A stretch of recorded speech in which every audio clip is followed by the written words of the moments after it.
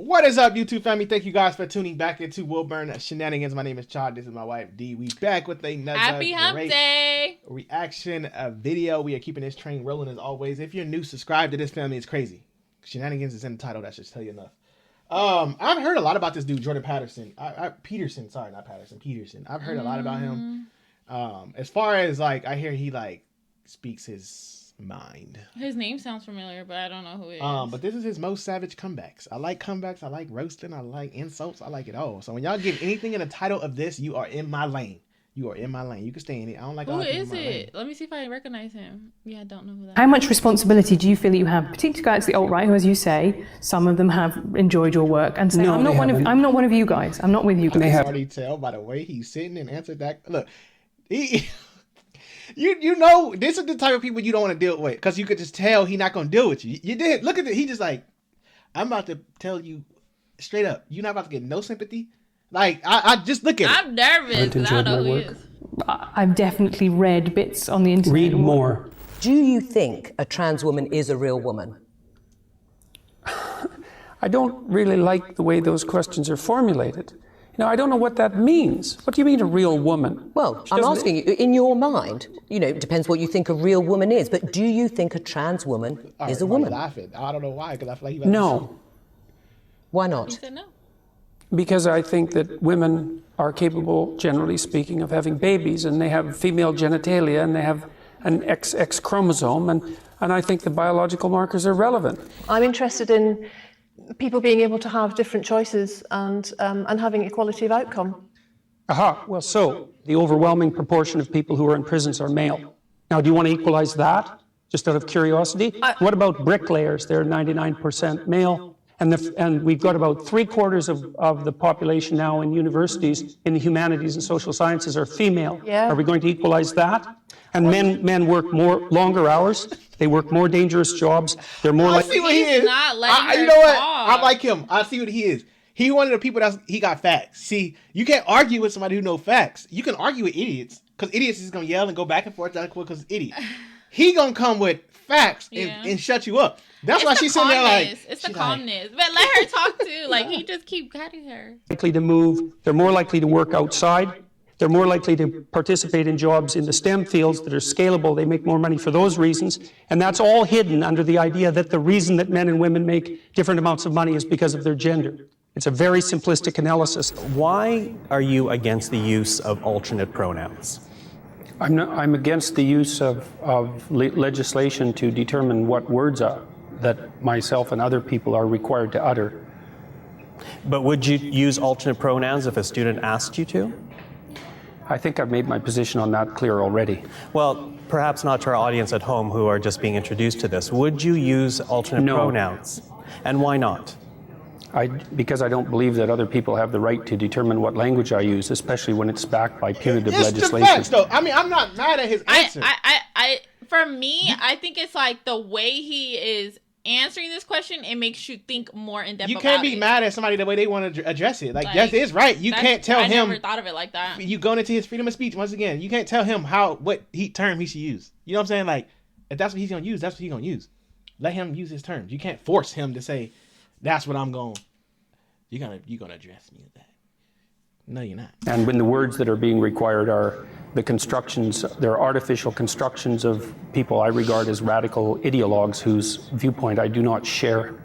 Until women got full legal rights, they could own property for themselves, they could work. Essentially, they were owned. They were first owned by their fathers and then by their husbands. Status to the domination by men. Yeah. You already said that you thought that what emancipated women primarily in the 20th century was technological revolution. No, not primarily, but that's one of two. I think that's two things. Not primarily, eh? No, you don't think the pill was a primary force in the emancipation of women? I think or the invention of tampons, let's say, or the provision of proper sanitary facilities, toilets, and that sort of thing.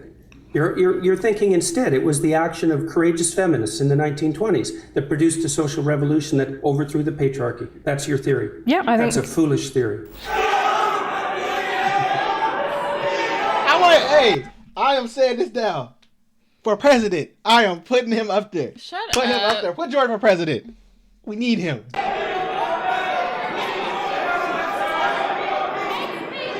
my God. What is the purpose? Like, that's what I'll be talking about. Like, all that. What are they spraying? That's pure narcissism at work, by the way. What was they spraying? It looked like they were spraying something. Off your face, really? You know, to hijack an event like this that other people put time and effort into, and to use their civility of the crowd and the civility of the organizers as an excuse to blatantly yell out your ill-informed opinions is no way to conduct a civil dialogue. It's absolutely appalling. The people who do that should be embarrassed. My idea of the patriarchy is a system of male dominance of society. Yeah, but that's not my sense of the patriarchy. So what's yours? Well, in what sense is our society male-dominated? The fact that the vast majority of wealth is owned by men, the vast majority of capital is owned by men. Women do more unpaid labour. A very tiny proportion of men, and a huge proportion of people who are seriously disaffected are men. Most people in prison are men. Most people who are on the street are men. Most victims of violent crime are men. Most people who commit suicide are men. Most people who die in wars are men.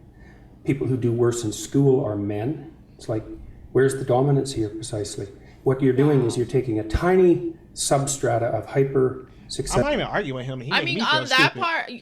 Nah, for real. I'm sitting here like, damn. It's like you said, when he comes with facts, it's like, I just love how you can't help it. I need to take in his personality. I feel like how calm he argue with people is where I feel like he just be like, you know what, you know. That's like crazy. he just stay there level. Like I'm shook at what he just said right now. Yeah. It's just kind of a little. The level-headedness he has, like his argument because tone, he knows he's coming with facts. I'm about to start practicing my argument tones. I gotta get here. I wish you would get there. That's beautiful. I bet. Successful men, and using that to represent the entire structure of Western society. There's nothing about that that's vaguely appropriate. But I could say equally well that most rape victims are women. You know, terrible things happen to people of both sexes. And you could say that with perfect utility, but that doesn't provide any evidence for the existence of a male-dominated patriarchy. I would say that anybody with more than a cursory knowledge of 20th century history who dares to claim simultaneously that they have compassion for the downtrodden and that they're Marxists are revealing either an ignorance of history that's so astounding that it's actually a form of miracle, or a kind of malevolence that's so reprehensible that it's almost unspeakable. Because we already ran the equity experiment over the course of the 20th century, and we already know what the Marxist doctrines have done for oppressed people all around the world, and the answer to that mostly was imprison them, enslave them, work them to death, or execute them. And as far as I can tell, that's not precisely commensurate with any message of compassion. Sorry, tried that, didn't work. We got 100 million corpses to prove it, and that's plenty for me. And if it's not enough for you, well then you should do some serious thinking either about your historical knowledge or about your moral character. Question for Professor Peterson. Why do you feel that someone's personal gender identity and pronouns infringes your free speech? Can one not also argue, based on your interpretation, that professors can use racial slurs in their classroom and that the inability to do so would violate their freedom of speech? There's a difference between saying that there's something you can't say and saying that there are things that you have to say. And I regard these made-up pronouns, all of them, as the neologisms of radical PC authoritarians. Do you understand that? And I'm not a fan of that sort of person. And the reason I'm not a fan of that sort of person is because I've done my homework. I've read everything I can get my hands on in the development of authoritarian political systems, and I know the literature inside out and backwards. And I am not going to be a mouthpiece for language that I detest. I don't see a problem with that. I really don't. I mean, regardless of the situation, I feel like you can't force no one to do anything. Like, at the end of the day... Yeah, but it is forced. No, not really. I wouldn't really say it's forced. I just feel like people want to... I'm saying, like, okay, if you're on the street, right? Mm-hmm. And you say, oh, he or she. And, I'm a blah, blah, blah. Okay, I didn't know that. Yeah, that's what I'm saying. Like, it's like some people, not everyone, but some people want to have that respect level, and they'll be like, okay, I'm going to call you your pronoun. But then there's some people that be like, well, damn, I don't know you from a can of peas, exactly. So it's like, how am I supposed to know? So I think as a teacher, as he's saying, you got teachers or class students in and out. Yeah, yeah. I'm not about to label each time somebody come in here. I got 30, 40 students. I'm gonna see each class period. Let me remember which pronoun I'm gonna call this. I mean, I just feel like everybody has different opinions, beliefs, all that. So I feel like. But I don't think he diving into the beliefs. No, I'm just saying in general though. I feel like that's just I'm trying to say it to where like I just feel like I don't think you should be forced. No. I feel like, I mean, obviously, if it's a boy and you see, obviously, he's dressing like a girl, but then it's just like, even if some of them don't care to have pronouns. That's what I'm saying. Okay, what if, like you just said, now you created a problem. What if that one, a boy is just like a girl, then you say she, I don't want to be a she. Now you got a whole argument. It's a lot. That's what I'm saying. I feel like. I got time to be figuring this out. I feel like, okay, you have to, in a sense, like announce it before anything, because it's just like, we can't read your mind. We don't know what you got going on. They go back to the old school name card on the thing. No, like Joker. Like what Joker did. He had a card, and he pretty much just put it on your desk. Gave it to everybody. Like, I used to fold it. First day of school, you fold it, put your name on the front. That's what they need to do. Fold the little paper. I mean, like I said, I get if that's what you want to be called or that's what you want to feel, whatever the case is. But everybody ain't gonna know. Not everybody's gonna know. That's that. This whole patriarchy thing, I think you have no idea how pernicious and dangerous it is. Well, no, I don't. I really don't. Go on. Throughout history have fundamentally cooperated to push back against the absolute catastrophe of existence. A terrible death rate, the probability of chronic starvation, early death, disease, the difficulty of raising children with all the death that was associated with that. And to look backwards in time and say, well, basically what happened was men took the upper hand and persecuted women in this tyrannical patriarchy. It's absolutely dreadful misreading of history. It's a terrible thing to teach young women, and it's a horrible thing to inflict upon men. When the Marxists say, well, that wasn't real Marxism, what it really means, and I've thought about this for a long time, it's the most arrogant possible statement anyone could ever make. It means, if I would have been in Stalin's position, I would have ushered in the damn utopia instead of the genocidal massacres, because I understand the doctrine of Marxism and everything about me is good. It's like, well, think again, sunshine. You don't understand it. You don't understand it. And you're not that good. And if the power was in your hands, assuming you had the competence, which you don't, you wouldn't have done any better. And even if you had, there would have been someone else waiting right behind you to shoot you the first time you actually tried to do anything good. And that's what happened to all the old guard who ran the damn revolution. Stalin rounded them all up and shot them, along with their families and millions of other people. So even if you do happen to be that avatar of moral purity that you claim implicitly, the probability that you'd get to act out your goodness in relationship to those possessed by your ideology is zero. Is being sensitive to offence such a problem, though? Like, we would have previously called that manners. It's a terrible problem. So imagine you, okay, so the rule is you can't offend anyone, all right? Let's say you're speaking to one person, I can't offend you. All right, fair enough. What if I'm speaking to 10 people? Do I get to offend 1 in 10? How about 1 in 100? How about 1 in 1,000? You're going to come out on stage and you're going to say something important about something vital, and you're not going to offend one person in 1,000? Well, yes, you can't say anything about anything important ever without offending probably the person you're talking to. Yeah. Important speech about important issues, especially contentious issues, is instantly offensive. It's like that. I feel like it's that saying, like, when it comes to certain topics, for example, politics, not everyone is going to agree with how you feel. I think that's what, it's anything. Yeah, it's anything. It's like opinions are opinions for a reason. You can go to basics. You don't even gotta go to politics. You can go a car. You can go a house. I had my Ford hat on in a video, and somebody said, "Oh, nice." They said nice, something.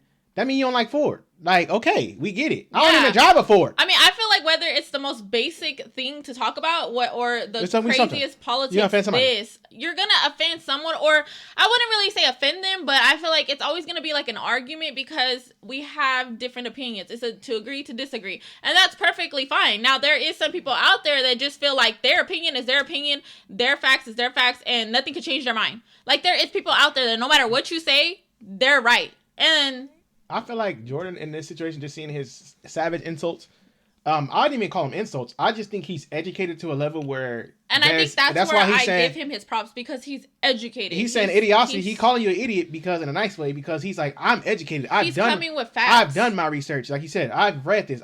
You're arguing with me on something because it's a topic that offends you, but have you looked in depth into it to argue with me about it? No. Like I said, half of the stuff he said, I've never thought of it in his perspective.